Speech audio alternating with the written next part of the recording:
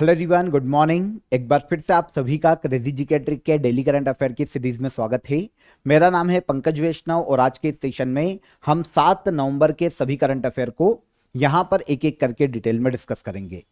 शुरू करेंगे सेशन को, लेकिन इसकी पीडीएफ आपको कहां मिलेगी? क्रेजी जीके ट्रिक के एप्लीकेशन पर चेकआउट कीजिएगा एप्लीकेशन को। डेली करंट अफेयर की पीडीएफ भी ले लीजिए और साथ ही साथ डेली करंट अफेयर का मॉक टेस्ट भी लगाइए, फ्री ऑफ कॉस्ट है। तो चेकआउट कीजिएगा एप्लीकेशन को। हम चलते हैं आज के करंट अफेयर पर।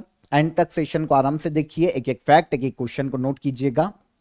सबसे पहला क्वेश्चन, रौमारी डोंडुआ वेटलैंड जिसकी रामसर साइट के लिए मांग की जा रही है, भारत के किस राज्य में स्थित है? तो यहां पर एक वेटलैंड की बात की जा रही है जिसका नाम है रौमारी डोंडुआ वेटलैंड। इसकी बात करें तो यह हमको देखने को मिलता है भारत के असम राज्य में, पूर्वोत्तर भारत में। रिसेंटली आप सभी को पता है बिहार की 3 साइट को रामसर साइट का दर्जा दिया गया है। तो अब डिमांड आ रही है कि रौमारी डोंडुआ वेटलैंड को भी रामसर साइट का दर्जा दिया जाना चाहिए, क्योंकि लगभग ये रामसर साइट का दर्जा पाने के लिए जितने भी क्राइटेरिया है सबको फुलफिल करता है। तो ये जो वेटलैंड है हमको देखने को मिलेगा भारत के असम राज्य में।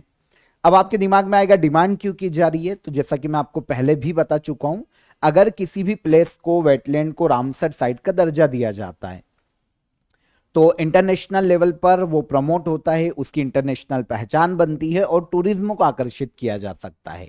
और साथ ही साथ यूनेस्को और अदर इंटरनेशनल ऑर्गेनाइजेशन के द्वारा फंडिंग की जाती है ऐसे क्षेत्रों के संरक्षण के लिए। आपको पता होना चाहिए 1971 में रामसर सम्मेलन हुआ था ईरान के रामसर में, जो कि आर्द्र भूमि संरक्षण से संबंधित था। यहीं पर रामसर कन्वेंशन की एक विचारधारा सामने आती है, जिन वेटलैंड को प्रोटेक्ट किया जाना चाहिए उन्हें रामसर साइट का इसके आधार पर दर्जा दिया जाता है। तो ये इंटरनेशनली एक दर्जा हो जाता है रामसर साइट का।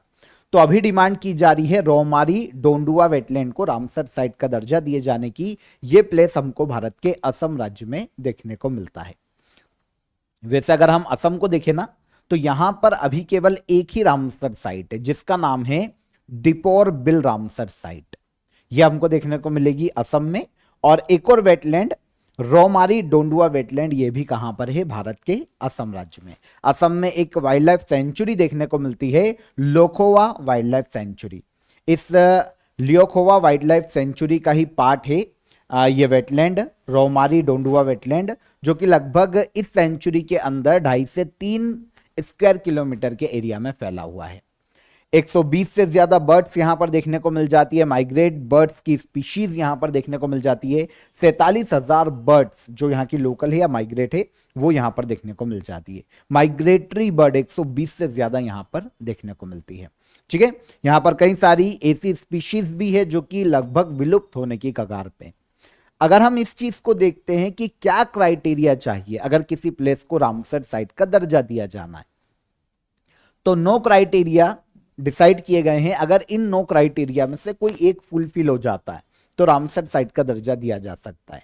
जैसे कोई यूनिक वेटलैंड हो, ऐसा प्लेस जहां पर जो रेड डेटा बुक की ऐसी स्पीशीज है जो कि वल्नरेबल या इंडेंजर्ड कैटेगरी में ऐसी स्पीशीज निवास करती हो, या फिर 20,000 से ज्यादा बर्ड देखने को मिलती हो, तो इससे 9 क्राइटेरिया डिसाइड किए गए हैं जिसके किसी भी एक के फुलफिल होने पर रामसर साइट का दर्जा दिया जा सकता है। आपको पता है ये जो असम की साइट है ना, जिस वेटलैंड की हम बात कर रहे हैं, ये 9 में से केवल एक क्राइटेरिया पूरा नहीं करती है, बाकी 8 क्राइटेरिया पूरा करती है। इसीलिए प्रबल दावेदारी है कि इसको वेटलैंड का दर्जा, इससे रामसर साइट का दर्जा दिया जाना चाहिए। तो काफी डिमांड उठ रही है असम राज्य में कि वहां पर रौमारी डोंडुआ वेटलैंड को रामसर साइट का दर्जा दिया जाए। अगर हम और पूरे इंडिया की बात करते हैं, ऑल ओवर इंडिया को देखें, तो हमारे पास अभी 94 रामसर साइट है। सबसे ज्यादा रामसर साइट हमको देखने को मिलेगी भारत के तमिलनाडु राज्य में, 20 रामसर साइट है तमिलनाडु में। रिसेंटली अभी 1-2 महीने में जो 3 लास्ट की अनाउंस की गई है वो तीनों की तीनों बिहार की है। बिहार में अभी वैसे 91 रामसर साइट थी मई मंथ तक, उसके बाद 3 रामसर साइट बिहार की अनाउंस की गई है 3 वेटलैंड को, और अभी इंडिया में वेटलैंड साइट है 94।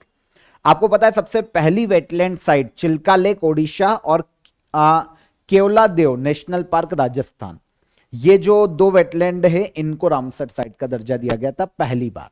लेटेस्ट जो 94 रामसर साइट है, 94th, ये गोगाबिल लेक है। ये हमको देखने को मिलती है भारत के बिहार राज्य में, गोगाबिल लेक। तो ये रिसेंटली अनाउंस की गई है, अभी 5-10 दिन के अंतराल में हमने इसको डिस्कस किया होगा करंट अफेयर में। तो ये तो अभी अनाउंस की गई है। तो 94 रामसर साइट है इंडिया में। यूबीएस ग्लोबल वेल्थ रिपोर्ट 2025 के अनुसार सबसे ज्यादा करोड़पतियों की सूची में भारत की रैंक क्या है? तो यहां पर सबसे ज्यादा मिलीनियर्स की एक लिस्ट आई है ग्लोबल वेल्थ रिपोर्ट 2025, जो कि यूबीएस की है, union bank of Switzerland. Switzerland का सबसे बड़ा कमर्शियल बैंक है ये। तो इसकी एक रैंक आई है ग्लोबल वेल्थ रिपोर्ट 2025 के नाम से। इसके अकॉर्डिंग देखिए ना, तो मिलीनियर्स के मामले में इंडिया वर्ल्ड में 14th नंबर पर इस रैंकिंग में रखा गया है। 14th रैंक इंडिया को दी गई है। ऑल ओवर इस रिपोर्ट में दुनिया की वेल्थ के बारे में ही एनालिसिस किया जाता है। इस चीज को देखा जाता है कि दुनिया में कितनी वेल्थ है, और इसके अलावा रिपोर्ट के अंतर्गत ही मिलीनियर्स इंडेक्स को भी जारी किया जाता है कि दुनिया में कितने मिलीनियर्स है और सबसे ज्यादा मिलीनियर्स किस देश में। तो इस रिपोर्ट को वेल्थ के बारे में एनालिसिस करने के लिए निकाला जाता है। यूबीएस ग्लोबल वेल्थ रिपोर्ट के नाम से इसे पुकारा जाता है। ठीक है, अब 2025 में ये जो रिपोर्ट जारी की गई, इसमें इंडिया को 14th रैंक पर रखा गया है। इंडिया में टोटल मिलीनियर्स देखें तो 9,17,000 मिलीनियर्स है इंडिया में, और हमारी रैंक आ जाती है मिलीनियर्स के मामले में 14th। दुनिया की जितनी भी वेल्थ है ना, पर्सनल वेल्थ, उसका 3.4% पर्सनल वेल्थ है इंडिया के लोगों के पास है। अब पहले नंबर पर मिलीनियर्स के मामले में कौन है? तो यह है यूएसए, है ना। ऑलमोस्ट 23 मिलियन से ज्यादा, 23.83, 24 मिलियन से थोड़े से कम लोग हैं मिलीनियर्स यूएसए में। सेकंड पर आता है चाइना, 6.33 मिलियन, और फ्रांस है तीसरे नंबर पर 2.90 मिलियन। इंडिया में 1 मिलियन मिलीनियर्स भी देखने को नहीं मिलते, पर फिर भी 9,17,000 मिलीनियर्स से इंडिया में, और हमारी रैंक हो जाती है 14th। पहले नंबर पर यूएसए को रखा गया। यूबीएस स्विट्जरलैंड का एक मल्टीनेशनल इन्वेस्टमेंट बैंक है, लार्जेस्ट बैंकिंग इंस्टीट्यूशन, दुनिया का सबसे बड़ा प्राइवेट बैंक यूबीएस। 1998 में इसकी स्थापना की गई थी, और स्विट्जरलैंड के ही ज्यूरिक, बेसेल, यहां पर इनका हेडक्वार्टर देखने को मिलता है। आगे आ जाए। भारत में हर साल नेशनल कैंसर अवेयरनेस डे कब मनाया जाता है? इंडिया में हर साल नेशनल कैंसर अवेयरनेस डे 7 नवंबर को मनाया जाता है। कब? 7 नवंबर को। ठीक है, नेशनल कैंसर अवेयरनेस डे। देखिए, इस डे की अगर हम बात करते हैं ना, तो कैंसर के प्रति अवेयरनेस फैलाना, क्योंकि इंडिया में कैंसर के बारे में अवेयरनेस सबसे कम है। अगर हम थोड़े से ग्रामीण क्षेत्रों में भी जाते हैं, सिटीज की बात टायर 1 टायर 2 की अलग है, लेकिन थोड़ा सा हम और ग्रामीण क्षेत्रों में जाते हैं तो कैंसर के बारे में बहुत सारी भ्रांतियां हैं। नॉर्मली इसको सीरियसली लिया नहीं जाता, और जब तक इसको डिटेक्ट किया जाता है तब तक बहुत देर हो जाती है, मतलब वो स्टेज 3-4 में पहुंच जाता है, जहां से रिकवरी बहुत मुश्किल हो जाती है। तो कैंसर के प्रति लोगों को अवेयर करना उद्देश्य है नेशनल कैंसर अवेयरनेस डे को मनाए जाने का। 7 नवंबर को ये डे हर साल मनाया जाता है, और शुरुआत इसकी 2014 में की गई थी। ठीक है, हेल्थ मिनिस्ट्री जो है डॉक्टर हर्षवर्धन हमारे, उनके द्वारा इसकी शुरुआत की गई थी हेल्थ मिनिस्ट्री में। ठीक है ना, 2014 में। कुछ डेटा है कैंसर का, यह बताता है कि भारत में लगभग 10 से 15 लाख लोगों के बीच में हर साल कैंसर डिटेक्ट किया जाता है। ये केसेस आते हैं, काफी सारे अलग अलग तरह के कैंसर के टाइप्स हमें देखने को मिलते हैं इंडिया में, और कैंसर के कारण ये 10 से 15 लाख केसेस में से 7 से 8 लाख लोगों की हर साल मृत्यु हो जाती है। इसीलिए इसके प्रति अवेयरनेस फैलाना जरूरी है। 2025 में कोई ऑफिशियल थीम तो अनाउंस नहीं की गई, लेकिन कब मनाया जाता है ये याद कर लीजिए, नेशनल कैंसर अवेयरनेस डे 7 नवंबर को हर साल मनाया जाता है। कैंसर उपचार के लिए दुनिया की पहली ह्यूमनाइड कार टी थेरेपी किस देश ने विकसित की है? दुनिया की पहली स्वदेशी रूप से निर्मित ह्यूमनाइड कार टी थेरेपी, इसे विकसित किया है कैंसर के उपचार के लिए, इसे विकसित किया है इंडिया ने। ह्यूमनाइड कार टी थेरेपी का मतलब है ह्यूमन के ऊपर इसको यूज किया जाएगा और ह्यूमनाइड ट्रायल्स इसके पूरे किए जा चुके हैं। तो ये कार टी थेरेपी को इंडिया ने विकसित किया है, ये दुनिया की पहली है कैंसर के लिए। तो पीएम नरेंद्र मोदी ने भारत के द्वारा डेवलप किए गए 3 इनोवेशन को लॉन्च किया था अभी रिसेंटली। एक तो भारत की खुद की क्वांटम सिक्योरिटी चिप को हमने इंट्रोड्यूस किया है जिसका नाम है क्यूसिप। भारत की पहली क्वांटम कंप्यूटिंग चिप को अनाउंस किया है जिसका नाम है 25 क्यूबिट क्यूपीयू, ठीक है। और भारत की पहली स्वदेशी रूप से निर्मित कार टी सेल थेरेपी, ये कैंसर के इलाज के लिए है। काफी पहले ये बनाना शुरू हो गई थी, पिछले साल भी हमने इसको डिस्कस किया था, अब फाइनली इसको भारत के पीएम ने लॉन्च किया है, ठीक है। तो ये कार टी थेरेपी, इसे नक्सका 19 नाम भी दिया गया है, एक और नाम है। देखिए पहले हम बात करते हैं क्यूसिप चिप की, क्वांटम सिक्योरिटी चिप है। यूज भारत में क्वांटम लेवल पर सिक्योरिटी के साथ कम्युनिकेशन के लिए किया जाने वाला है, तो हाल ही में इसको डेवलप किया गया है। फिर 25 क्यूबिट क्यूपीयू क्वांटम कंप्यूटिंग चिप है, प्रोसेसिंग चिप है ये एक तरह की, जिसका यूज कंप्यूटर कैलकुलेशन करने के लिए किया जाता है और इसके क्वांटम कंप्यूटर्स का यूज इसके बिना नहीं किया जा सकता है, तो इसको भी इंट्रोड्यूस किया गया है। और तीसरा जो हम पढ़ रहे हैं, जो हमारा क्वेश्चन भी था, कार टी सेल थेरेपी। देखिए इसमें क्या होता है ना, एक सेल होता है हमारी बॉडी में टी सेल, नॉर्मली बैक्टीरिया या फिर जो बॉडी में वायरस आते हैं उनसे लड़ने का काम करता है, लेकिन टी सेल है ना, वो कैंसर क्योंकि छुपा हुआ रहता है तो उसको डिटेक्ट करने में असमर्थ होता है। कुछ कैंसर सेल्स को डिटेक्ट कर लेता है, लेकिन अधिकतर कैंसर के मामले में टी सेल डिटेक्ट नहीं कर पाता, नहीं कर पाता मतलब नष्ट नहीं कर पाता।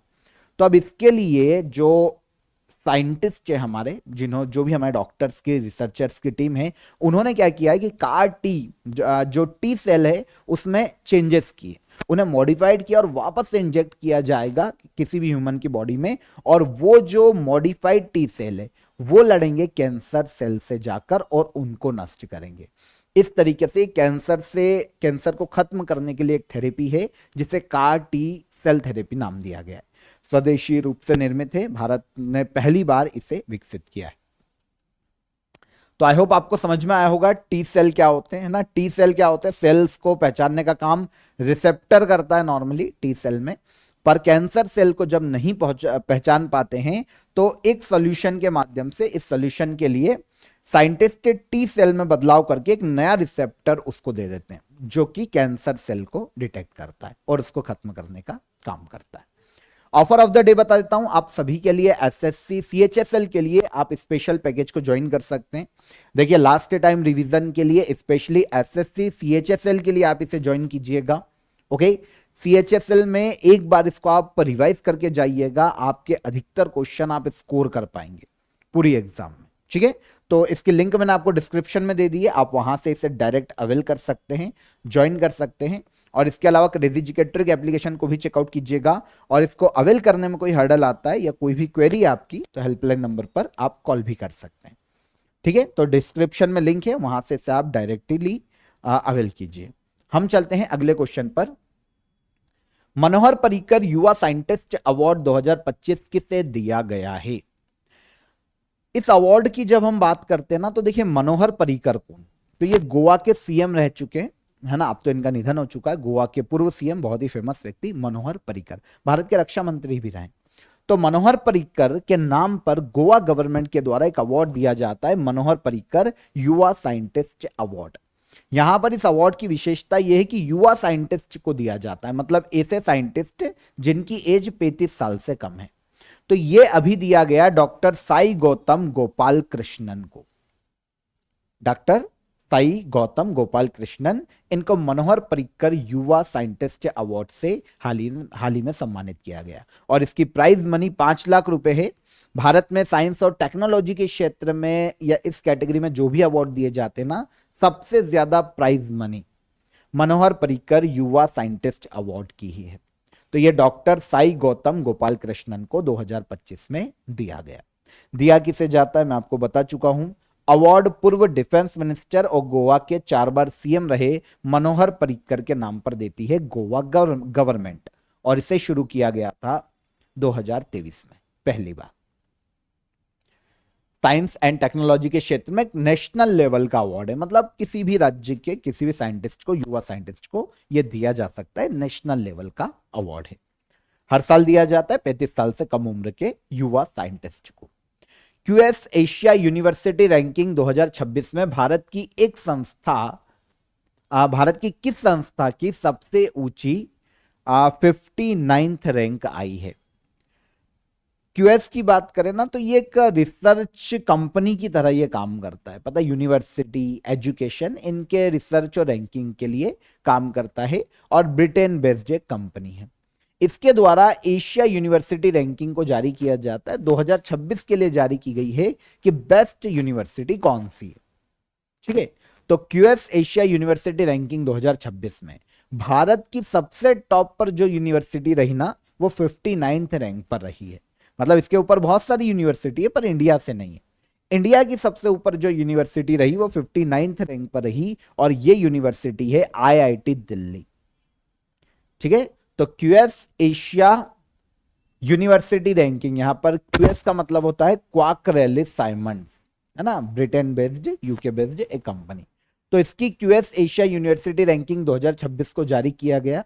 यूनिवर्सिटी के ऑल ओवर परफॉर्मेंस के आधार पर, एशिया की जो यूनिवर्सिटी है उनके ऑल ओवर परफॉर्मेंस के आधार पर, मतलब कितनी अच्छी यूनिवर्सिटी है, मैनेजमेंट कितना अच्छा है, वहां से अगर कोई स्टूडेंट पढ़ के निकलता है तो जॉब अपॉर्चुनिटी कितनी ज्यादा मिल सकती है ना, एनवायरमेंट कैसा है, फैकल्टीज कैसे हैं, और बहुत सारी डायमेंशंस पर नापा जाता है बेस्ट यूनिवर्सिटी को।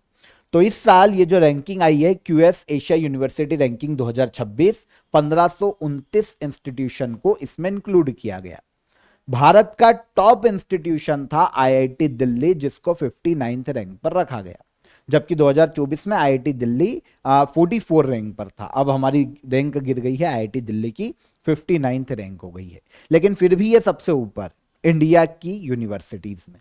ठीक है, इसके अलावा अगर हम आईआईटी दिल्ली 59th रैंक के अलावा और देखते हैं तो फिर Indian institute of science Bengaluru 64 rank पर है, आईआईटी मद्रास 70 रैंक पर है, IIT Bombay 71, IIT Kanpur 77th rank पर रखा गया है। तो इस तरीके से ये रैंकिंग दी गई है। टॉप रैंकिंग देखें इस पूरे जो रिपोर्ट है उसमें, तो the university of Hong Kong, Hong Kong की यूनिवर्सिटी है पहले नंबर पर, और फिर पेकिंग यूनिवर्सिटी है ये बीजिंग चाइना में, ये दूसरे नंबर पर रखी गई। हमें पहली चाहिए या फिर हमारी 59th नंबर पर आईआईटी दिल्ली। क्वार्क-रैले साइमंड एक ब्रिटिश हायर एजुकेशन कंपनी है, मैंने आपको बताया था, हायर एजुकेशन और एजुकेशन सेक्टर में एनालिसिस रिसर्च का काम करती है। लंदन में हेडक्वार्टर है और इसकी जो स्थापना की गई थी वो 1990 में की गई थी, 1990 में। इसके बाद उमटोग नदी जो सुर्खियों में बनी हुई है किस राज्य में स्थित है? उमगोट नदी, है ना, सही पढ़ना इसको, मैंने गलत पढ़ा है। उम्नगोट या उम्नगोट रिवर इसको आप पढ़ सकते हैं। ये हमें देखने को मिलेगी भारत के मेघालय राज्य में। ये वैसे काफी सुर्खियों में रहती है ये नदी, क्योंकि अगर इस नदी की बात करते हैं ना तो इंडिया की सबसे साफ सुथरी नदी का दर्जा इसको दिया गया है ना। आपने कुछ इमेजेस देखी होगी एक नदी की जिसमें नाव ऊपर चलती है और पूरी नदी नीचे से, मतलब नीचे जो नदी में जो स्टोन होते हैं, जो उसका एरिया है, मतलब जो धरातल है, वो सब दिखाई देता है ऊपर से भी। तो वो इतनी क्लीन है, भारत के मेघालय राज्य में उम्बगोट नदी देखने को मिलती है। अभी ये सुर्खियों में इसलिए है क्योंकि इसमें निरंतर पॉल्यूशन बढ़ता जा रहा है। ठीक है, पॉल्यूशन का खतरा यहाँ पर एक चिंता का विषय बन गया है। काफी साइंटिस्ट ने यहाँ पर रिसर्च की और उसमें यह पता चला कि मेघालय राज्य में शिलोंग डाउकी कॉरिडोर का निर्माण किया जा रहा है, एक कंस्ट्रक्शन किया जा रहा है, जिसका पूरा जो वेस्टेज है वो इस नदी में आ रहा है। एक्चुअल में अगर हम शिलोंग डाउकी कॉरिडोर की बात करते हैं, 81 किलोमीटर का रोड है, शिलोंग को डाउकी से ये कनेक्ट कर रहा है मेघालय में। तो इसका जो वेस्टेज है ना वो पूरा आ रहा है उम्नगोट रिवर में, इसीलिए इस रिवर में निरंतर बढ़ता जा रहा है पॉल्यूशन। देखो ये एक इमेज आप देखेंगे, ये आपने काफी बार देखी भी होगी, पूरा पानी नीचे से दिख रहा है। ठीक है, तो डाउकी रिवर और वाह उम्नगोट के नाम से भी इसे पुकारा जाता है, मेघालय राज्य में स्थित है। यह मेघालय से बांग्लादेश जाती है और बांग्लादेश की सुरमा रिवर की ट्रिब्यूटरी है। मेघालय में तो उमनगोट के नाम से जानी जाती है, लेकिन जब ये बांग्लादेश जाती है तब इसे शारी गोयन रिवर के नाम से पुकारा जाता है बांग्लादेश में, है ना। मेघालय से बांग्लादेश में जाती है और बांग्लादेश में सुरमा रिवर से ये जुड़ जाती है। सुरमा रिवर की ट्रिब्यूटरी, इंडिया की सबसे क्लीन रिवर में से एक, ठीक है। तो इसीलिए क्योंकि मेघालय के टूरिज्म के लिए भी सबसे इंपॉर्टेंट रिवर है, इसलिए साइंटिस्ट ने यहां पर कि भाई पूर्वोत्तर भारत जो सबसे स्वच्छ है आज तक इंडिया में, वहां भी निरंतर बढ़ता जा रहा है पॉल्यूशन, तो इसीलिए अभी उमनगोट रिवर सुर्खियों में थी। कहां पर? मेघालय में। चर्चित पंचमोली देवलपाड़ा पम्प्ड स्टोरेज हाइड्रो प्रोजेक्ट किस राज्य में प्रस्तावित है? तो एक पम्प्ड स्टोरेज हाइड्रो प्रोजेक्ट की यहां पर बात की जा रही है, जिसका नाम है पंचमोली देवलपाड़ा पम्प्ड स्टोरेज हाइड्रो प्रोजेक्ट। यह प्रस्तावित है भारत के महाराष्ट्र राज्य में। कहां पर? महाराष्ट्र में। एक्चुअल में है क्या, अगर हम पम्प्ड स्टोरेज हाइड्रो प्रोजेक्ट की बात करते हैं तो क्या होता है, देखिए दो रिजर्वायर को एक पंप के माध्यम से कनेक्ट किया गया है। एक रिजर्वायर नीचे है, मान लो यहां पर एक पंप है ये, और फिर ये इधर से। अब क्या होता है कि इस रिजर्वायर का पानी है ना, पंप के माध्यम से इस रिजर्वायर में पहले ऊपर ले जाया जाता है, फिर वापस फ्लो किया जाता है और यहां पर एक टरबाइन लगाकर विद्युत का उत्पादन किया जाता है। रिवर्स जो पानी को ले जाया जाता है और फिर ये नीचे आता है और टरबाइन घूमता है और बिजली का उत्पादन होता है। तो ये पंचमोली देवलपाड़ा पम्प्ड स्टोरेज हाइड्रो प्रोजेक्ट है, ये भारत के महाराष्ट्र राज्य में प्रस्तावित है। रिसेंटली हुआ यह है कि महाराष्ट्र गवर्नमेंट और एक जीएससी पीएसपी महा प्राइवेट लिमिटेड, जो कि हरियाणा की एक कंपनी है, इनके मध्य में एग्रीमेंट हुआ है कि इस पम्प्ड स्टोरेज हाइड्रो प्रोजेक्ट को इसमें तेजी लाई जाए काम में, और फास्ट ट्रैक अप्रूवल इसे दिया जाए महाराष्ट्र गवर्नमेंट के द्वारा, ताकि भाई इस पर काम शुरू किया जाए। तो ये अभी सुर्खियों में था, भारत के महाराष्ट्र राज्य में है पंचमोली देवालीपाड़ा या Devalpada pumped storage hydro project. 1500 megawatt इसकी विद्युत उत्पादन क्षमता होगी, लगभग 8000 करोड़ रुपए की इसे बनाने में लागत आने वाली है। तो ये महाराष्ट्र में बनाया जा रहा है। अगर आप यहां पर देखेंगे, जो मैंने आपको कॉन्सेप्ट समझाया, ये नीचे का रिजर्वायर है, पंप के माध्यम से पानी को ऊपर ले जाया जाएगा, इस रिजर्वायर में फिर फ्लो करवाया जाएगा और यहां पर टरबाइन के माध्यम से बिजली का उत्पादन किया जाएगा। सैटेलाइट से इंटरनेट सेवा के लिए स्टारलिंक के साथ समझौता करने वाला भारत का पहला राज्य कौन है? स्पेसएक्स, जो कि एलन मस्क की कंपनी है, उसके अंतर्गत स्टारलिंक काम करता है, जो कि सैटेलाइट से इंटरनेट सेवा प्रदान करता है। इसके साथ समझौता करने वाला इंडिया का पहला राज्य बना है महाराष्ट्र राज्य। स्टारलिंक से इंटरनेट सेवा के लिए समझौता हुआ है भारत के महाराष्ट्र राज्य का, और ऐसा करने वाला, सैटेलाइट से इंटरनेट सेवा देने के लिए समझौता करने वाला भारत का पहला राज्य है महाराष्ट्र। महाराष्ट्र के जो दूर दराज के इलाके हैं, जो ग्रामीण क्षेत्र है ना, वहां पर भी इंटरनेट की पहुंच को सुनिश्चित किया जाए और राज्य में पिछड़े एरिया में भी इंटरनेट पहुंचाया जा सके, इसलिए महाराष्ट्र गवर्नमेंट ने इंटरलिंक के साथ स्टारलिंक के साथ एक समझौता किया है। एलन मस्क की स्पेसएक्स के अंतर्गत ही स्टारलिंक काम करता है। आपको पता है सैटेलाइट से इंटरनेट देने के लिए स्टारलिंक के साथ जियो और एयरटेल कंपनी के तौर पर समझौता कर चुके हैं। पहला राज्य जिसने समझौता किया यह महाराष्ट्र राज्य। Starlink international private telecommunication company है। स्पेसएक्स, जो कि एलन मस्क की कंपनी है, इसके अंतर्गत ये कार्य करती है। ठीक है, इसकी स्थापना 2019 में की गई थी। आगे चले, लास्ट क्वेश्चन, दुनिया का पहला कैशलेस देश कौन बना है?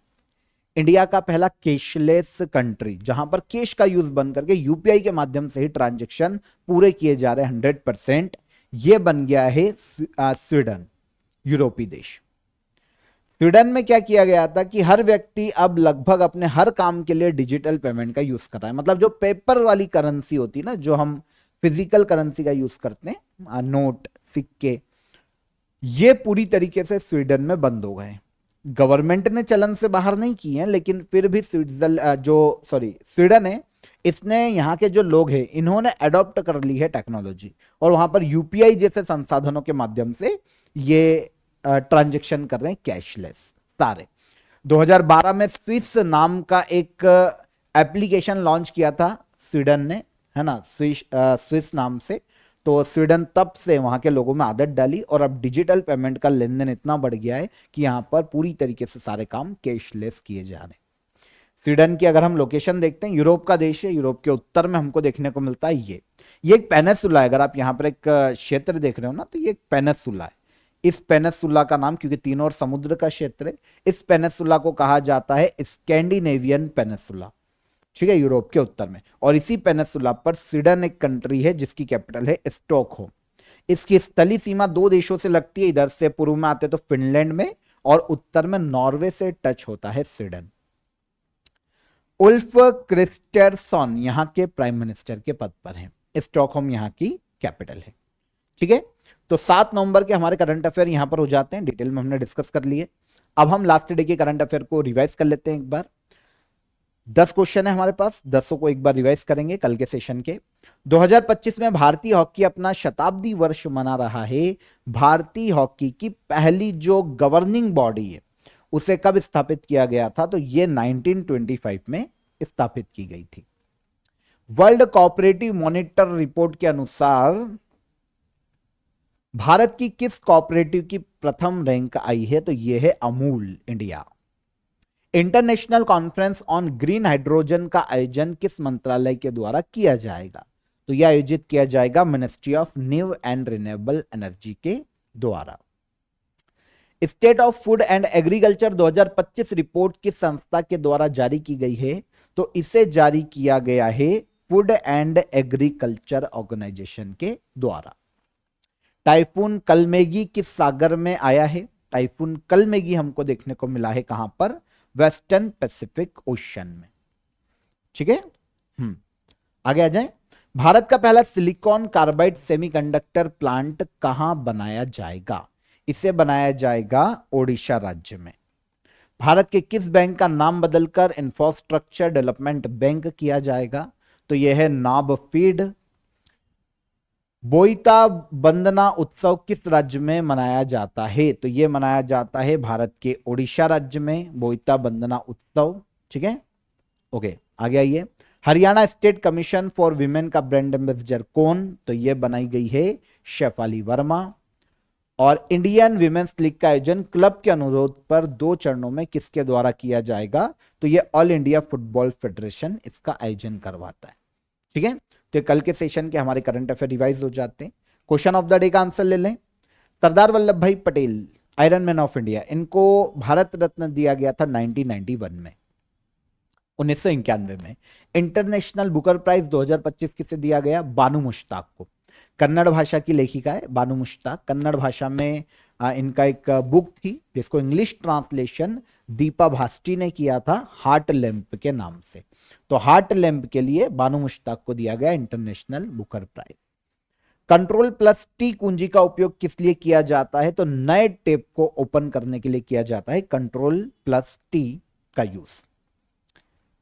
आज के question of the day, Shaksgam valley किस भारतीय राज्य में स्थित है? शक्सगम वैली रीजन या क्षेत्र, ठीक है। नेशनल एंटी डोपिंग एजेंसी की स्थापना कब की गई थी? और एसोचेम के अध्यक्ष कौन है? तीनों क्वेश्चन इंपॉर्टेंट है, कमेंट में आंसर कीजिएगा, आराम से पॉज करके नोट कीजिए। सेशन को लाइक और शेयर करके जाइएगा और एप्लीकेशन को चेकआउट कीजिएगा, डेली करंट अफेयर की पीडीएफ मिल जाएगी। कल फिर मुलाकात करेंगे नेक्स्ट डे के करंट अफेयर में, तब तक ख्याल रखिएगा अपना। जय हिंद, जय भारत।